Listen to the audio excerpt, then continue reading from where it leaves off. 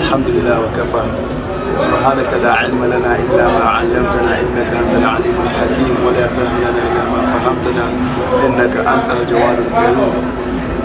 Assalamu alaikum wa rahmatullahi wa barakatuh. Wa alaikum salam. So my name is Mustapha Deedat. Being a lecturer, I had the opportunity to author a book, okay, in maritime management. And in all of these years, I passed through some kind of like test, okay, that made me to shift from being a lecturer to what I am doing right now. Alhamdulillah, somewhere 2014 to 2016, I had the opportunity to be part of the JIMSA regional secretariat with the likes of Alhassan Mohammed Beidu, Ismail, and so on and so forth. We were many, okay? Mujahid, we can't mention, okay? There are many, but I believe you know some. So, if I say I'm part of you, it means that I have served JIMSA at the school level and also at the regional level. So, I became the, how do you call it, Deputy Chief Imam for JIMSA, Western Region. Okay, so, and last time I was here, and decided to say that usually people want to see a very big man with big beard, white beard, grown up, you understand, to talk about especially the topic I'm coming to talk about, which is called RUQYAH. And so this is just something small about me, okay? So I had an opportunity from your president, and I'm so happy about this. I'm so grateful to him. You know, if I had this opportunity that you have right now, that's why I said, even if it's one person, I'm going to talk. We don't need a lot of people, because we've been dealing with the masses. If you ask my brother, when you come to the center, sometimes we don't even have time. People are just coming. And unfortunately, it is the youngsters. This is the time you want to chill. This is the time you want to dance, you want to do the good things. And I am among the youthful age like you. I am just one of you within the youthful ages. And I find myself in RUQYAH. Okay, so this is just something small about me. Now let me go straight to the topic of what is RUQYAH, the topic of RUQYAH. Now, many people are having so many tests spiritually, physically, and then they don't know it might be linked to spirituality. They don't know. They don't have the symptoms. They don't know the signs.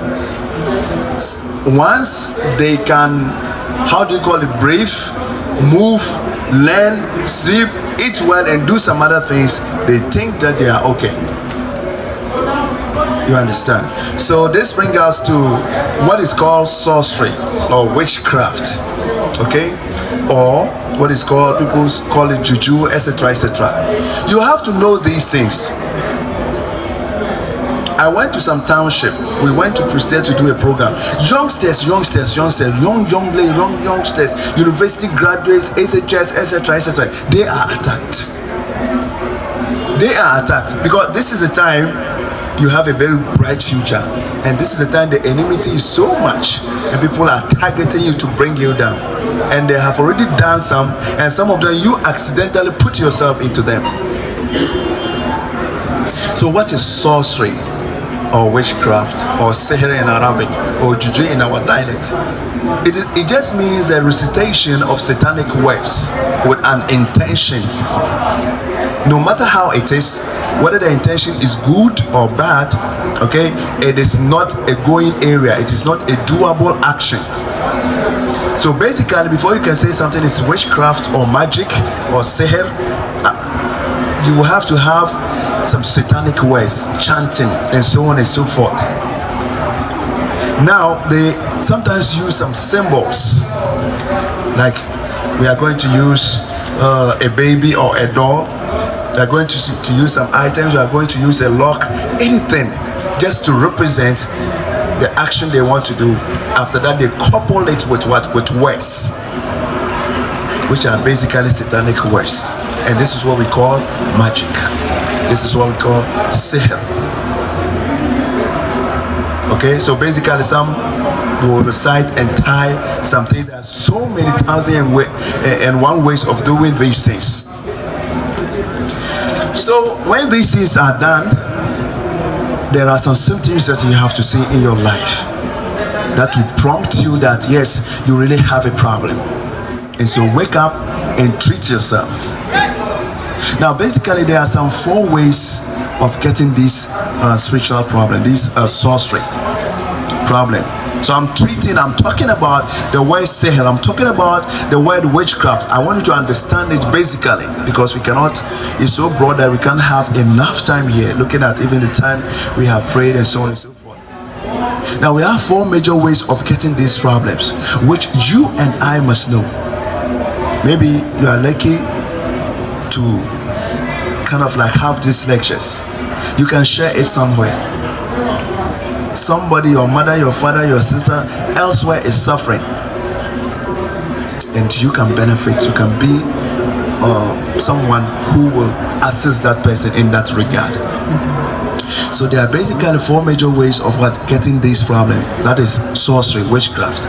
We have one, eating sorcery. Eating sorcery. It means that they have to put it in food or in anything drinkable, water, etc. And then the victim, which we call the patient, will take it. And then when you take it, in your dream, you will see yourself eating or drinking something. That is the announcement. Anything that happens to you, any sorcery or whatever spirituality, genes that attacks you or that have been given a contract to harm you, will announce itself in a dream. And usually that will come first before the body ailments and other things will be manifesting in your life. So we have the eating sorcery. Now you can eat the sorcery or drink the sorcery accidentally or intentionally. It means they targeted you and they did it and gave it to you. They can chant or just some droplets of water or anything, and you just take it. That's all. It will go and stick in the tummy like a glue. Then give yourself some time. It will be there.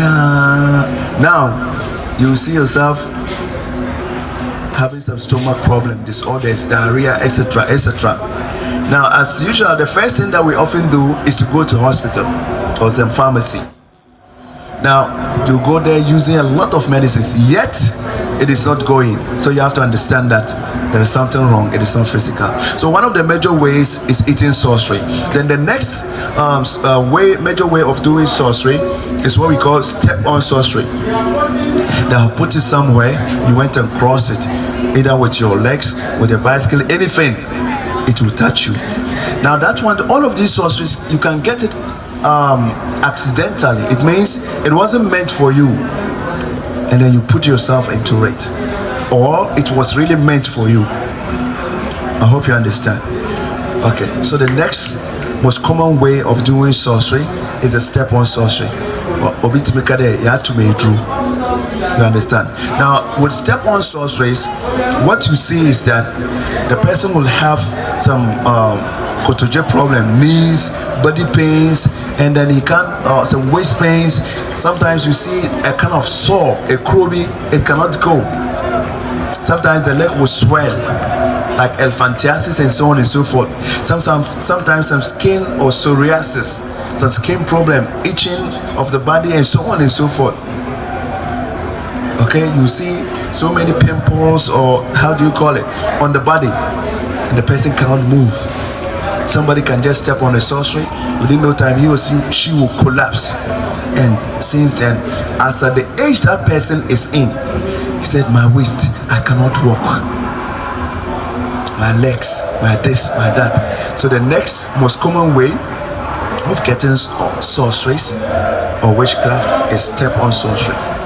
You step on it or you pass over it with a car, whatever, because it's spiritual, it will get you.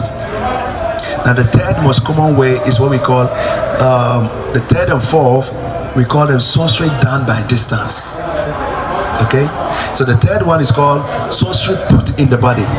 So the juju man or the how do you call it, the magician will sit somewhere and then send a jinn, the spirit, to come and put it on your body. So that one, it is the jinn or the spirit that will come and put it directly on the body. Okay, and it will touch you when you don't have the protections. You just finish salah, you get up, you are going, no adhkar, nothing. You have a lot to do. You have a long way to go. You have so much youthful exuberance. You want to concentrate on other much more important things in your life. You forget that this is even equally much important in your life. So the third way is the sorcery put into the body by the jinn. The jinn will come. So we have some people who say that I was just sitting down and something come and bite me. That's all.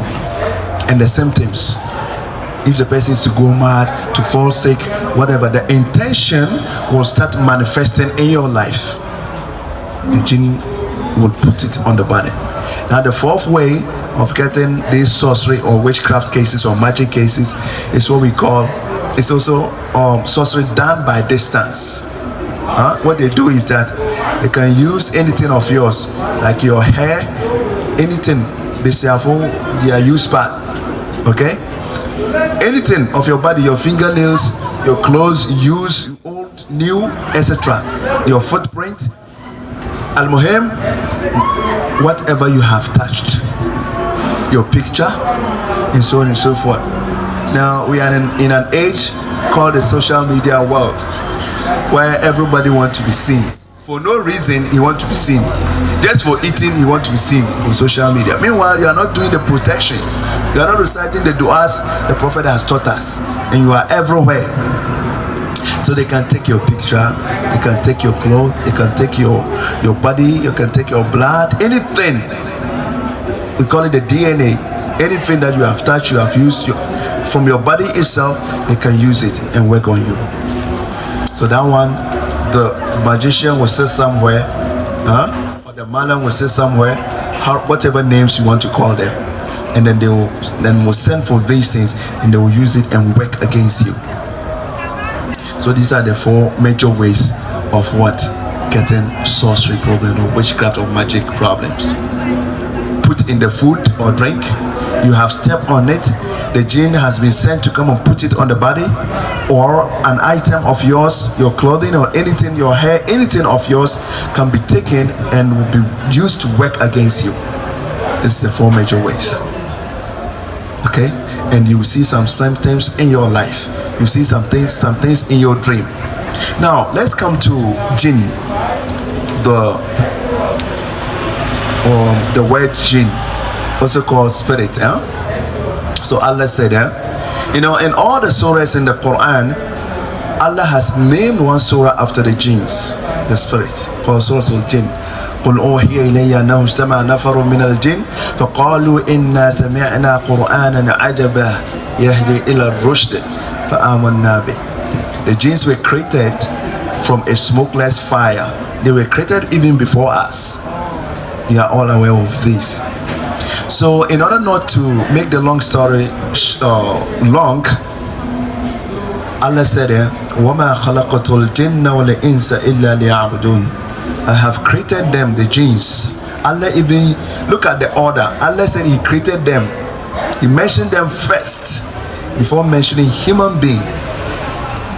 And we are all on the surface of the earth. We are all together. Some of them are listening to me as I'm talking. Some of them will come, the Muslim ones, and come and pray. Because Allah said, وَمَا خَلَقْتُ الْجِنَّ. I have not created the jinns, the spirit, wal-ins, and you human beings, you and I, illa, except what? To worship him. So our mission on earth is to worship them. They learn from us. They listen to the Quran. You will teach them. But Allah has put a hijab, we don't see them. But Allah has also told us that وَأَنَّهُ كَانَ رِجَالٌ مِنَ الْإِنسِ يَعُوذُونَ بِرِجَالٍ مِنَ الْجِنِّ فَزَادُوهُمْ رَهَقًا. There were some men, and even now some people are rather instead of worshiping Allah, they are rather worshiping the spirit. They are rather worshiping the jinns. They rather need some help from the jinns. They need protections from the jinns. Rasulullah has taught us everything, the du'as and all the protections, everything. You leave that one and you are going to look for protection from an animal, a tree, a jinn, even an angel. No, it has to be from Allah. Allah said, "Inna shirka la zulmun azim." I am so exhausted, so if my voice is low, pardon me, okay? Yes, this is one of the toughest jobs I've put myself into. You will talk even when you don't like to talk. You will treat even when you don't want. Okay? So Allah said He has created them. So you and I have to understand that one. The fact that we have to understand the fact that they are creatures of Allah subhanahu wa ta'ala. And we are, all of us, our mission is to worship Him. So you don't need help from them. Like us, some people have been going to some sources. You go to some sources, you go and see their agent, who is a human being, and he's going to ask you, you need to bring, hey, you need to bring this color of an animal, you need to do this, you need to do this, you have to bring this so and so amount of money. Hey, this person is working against you, this, and at the end of the day, you are going to spend a whole lot of money. So Allah said, they are rather looking for help, protection, whatsoever you want to call it, assistance from the jinn. Allah said, so you want money, you want help, you want knowledge, whatever you want in this earth. And I said, you're not going to get it. But even what you want is going to be multiplied. The burden will increase for you. You want life here, and you've gone to them for help, for money. So you have seen that those who have gone for money, rituals, other things, they were supposed to be living happily, because they will not do it for you free of charge for you. No, they'll collect you some things. So after collecting you those things and they have done whatever for you, why do you still have to worship them? Why do you still have to commit yourself and do other stuff? It's deception. They will make sure that you are strictly out of Allah. The word Allah, grandpa, or God, you come out from that equation, that word God, worshiping God or remembrance of Allah, and worship Shaitan until you die. Then you go to hell. That's why they try to create problems, even new problems for you. You want money, we give you the money. We create other problems for you. You come back to us until you die. Then you go to hell. That's the mission of Shaitan. So Allah said, Inna Shaitana lakum aduwwun fattakhidhuhu aduwwa. Shaitan is your grand enemy. So you have to take him as an enemy. Not me, not you, not your mother, not your father, not the one insulting you, not the one you are not in good terms with. Yes, it will happen like that. But you have to know that your grand enemy is Shaitan. You understand? Yes. So فَاتَّخِذُهُ عَدُوًّا إِنَّمَا يَدْعُو حِزْبَهُ لِيَكُونُ مِنْ أَصْحَابِ السَّعِيرِ. You know, he's also calling his companions, his people. He also need people to go to the Sa'ir, which is Jahannam. وَإِيَّاذُ بِاللَّهِ. وَإِيَّاذُ بِاللَّهِ. So what we are saying is that Allah has created them, and most of the time we don't see them, but there are situations we feel them. Now, people often ask us, why are jinns disturbing us? There are so many missions, there are so many reasons. You've done something against them, maybe pouring hot water or something, throwing stone, just doing something against them, you don't know. Ignorantly, because we don't see them. And they are going to revenge. Or they love you. They have last three passions. Revenge. You've done something against somebody, or somebody is just so much, how do you call it, jealous of you. Because sorcery is most of the time due to jealousy. Where some people say, me, I haven't done anything, and people have worked against me. Everything is bad in my life. I am sick, I can't do this, I can't earn money, I can't stay there, I can't do this. Why? It's mainly due to jealousy. Okay? When someone is jealous about you, or they see that there's a very good future of you, then they can try to do anything. Okay, so the jinns have the passion for what? Love. So that is what we call spiritual marriage. The person will see yourself sleeping, having wet dreams, sexual dreams. You go and sleep and you feel like something is pressing you. The jinn will come and press you. And until you recite something from the Quran, and then it will vanish, and now you can move your body or you can talk. It is them. They also have the passion for pride. Or they will come into your life because somebody has given them a contract, the careful ones, to work against you, to destroy you, to possess you, to make you mad, to make sure your money get lost, and so on and so anything. So they are coming into your life because they have a mission to accomplish. You've been sent somewhere, you've been worked against, or you have accidentally put yourself into a kind of like sorcery, and so on and so forth. Have you seen? And they are the agents that will make sure that that work is done. So Allah subhanahu wa ta'ala said, "Alladhi yuwaswisu fi sudurin nas." Mention the name. The jinnah is what? The jinns. And who? Before even the jinns will get to you, you don't see them. They use human being. The person has to go and consult a human being who will now give the contract to them. Also contract. So the two of them are working together.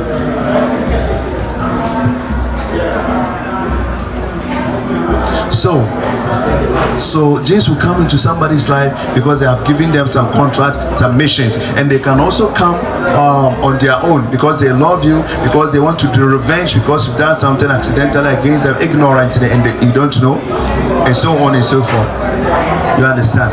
So I just want you to understand that jinns are creatures from Allah subhanahu wa ta'ala, and you are not supposed to fear, but you have to protect yourself, do the right thing. They also have to worship Allah. Now the third thing we treat is called the ayn, the evil eye. Alayhi salatu wasalam said, al-ayn al-haq. Evil eye is real and it kills a lot. It is it's the commonest attacks. It's the commonest attack. We have 5 categories of witchcraft.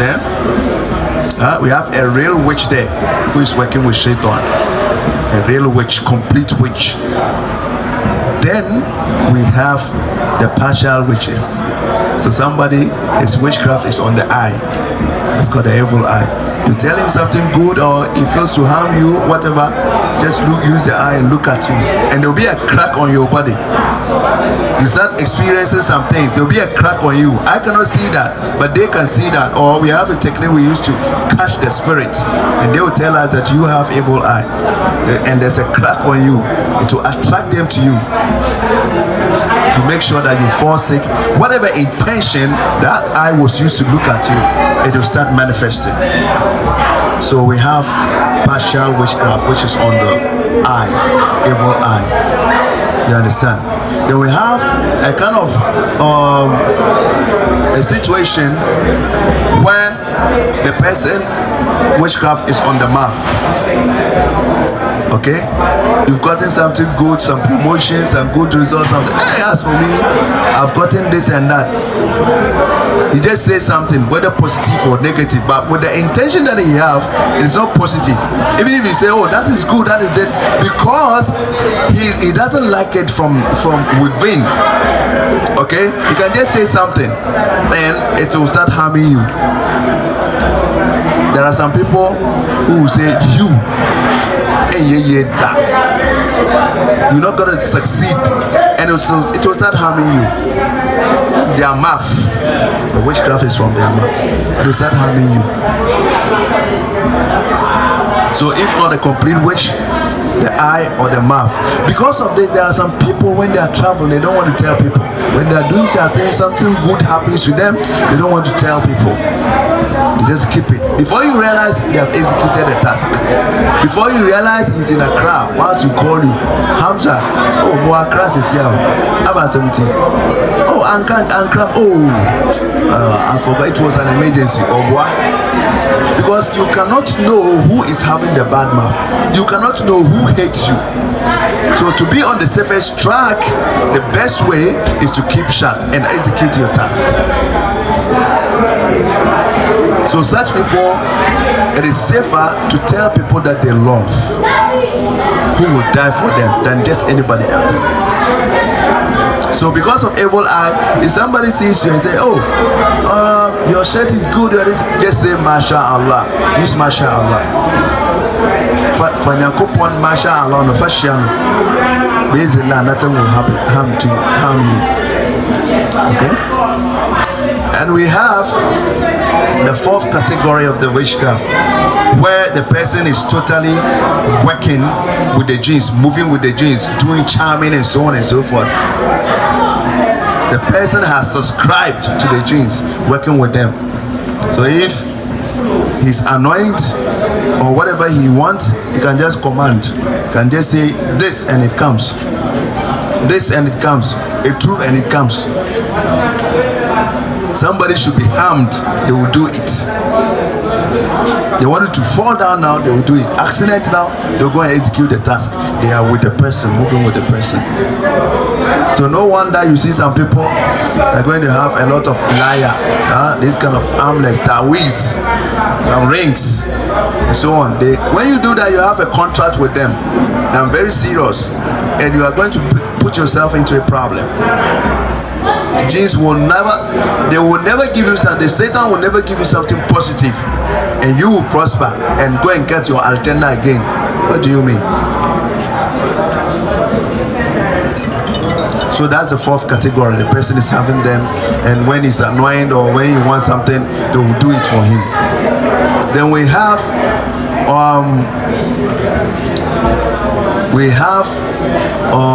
the fifth category of witchcraft, where people are sitting, the human beings. When the witch cannot execute, etc., they will go and give it to the malams in the houses, the osofofo, and the other, how do you call them, nisifo, or comfort, and so on and so forth.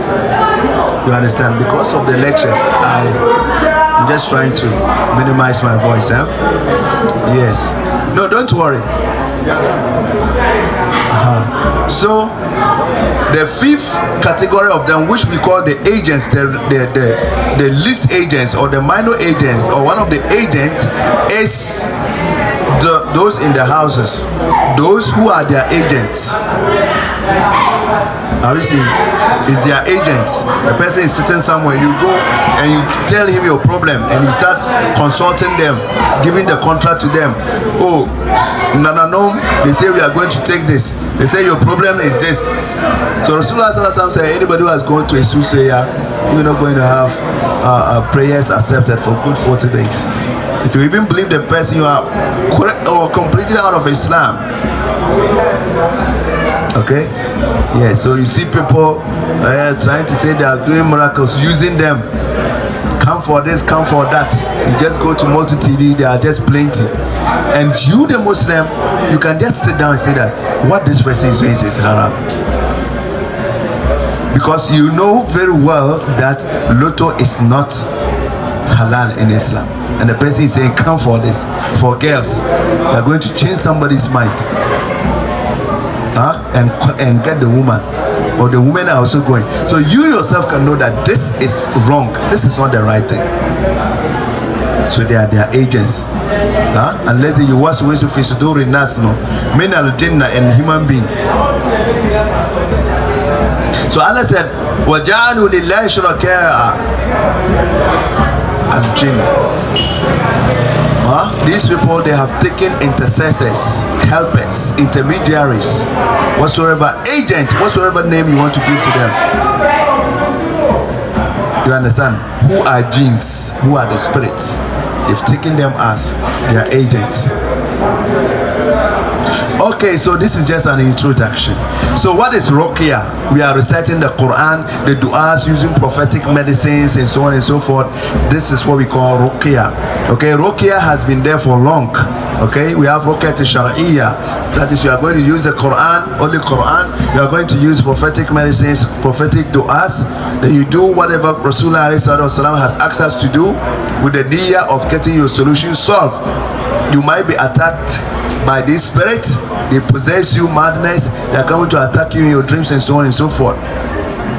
Okay, so the word ruqyah is even oraki. The one who performs it is called a raqi. It's even in the Quran. So Allah said, كلا إذا بلغت التراقي وقيل man who is a raqi? Who can recite the Quran to heal you? They will bet you charge you when your death approaches. Who can do that? Nobody. No doctor, no raqi, nothing. When your time is up, your time is up. They're going to take your soul, you die. All enough and die, cut out. Okay. Yeah, so let's go straight to the symptoms that you experience or you get when you are attacked spiritually. Okay, whether they've done you some sorceries or some jinns are giving the contract to disturb you, or the jinns came themselves and they are disturbing you, or you have evil eye problems. What are the symptoms? You must know, because for years, for good 6 years, once I did not get these lectures, once I didn't get anybody to have talked to me about the fact these symptoms, I suffered. I spent money. I was in hospitals and so on and so forth. I spent money. I had to even beg before I could get money to eat. I could not sleep and so on and so forth, because I didn't have these lectures and you are having. And even when we had the opportunity for it, some people will RUQYAH, so I have it. They don't know the value of RUQYAH. Or like the Muslims don't know the value of RUQYAH. They think that when you talk about RUQYAH, means that is the only time we need RUQYAH. And it was my thought. It was my thought until I put myself into the fold of RUQYAH and I realized that it is a problem solver for everything. It's a problem solver for everything. If you don't like talking, you will talk. RUQYAH has made me to talk. If you don't like reading Quran, you read the Quran. RUQYAH has made me to be able to memorize some verses and so on and so forth. You meet people. Everything is inside the RUQYAH. I always say that. So what are the symptoms you will see if you have some spiritual attacks? Jinns are disturbing you or some juju has touched you.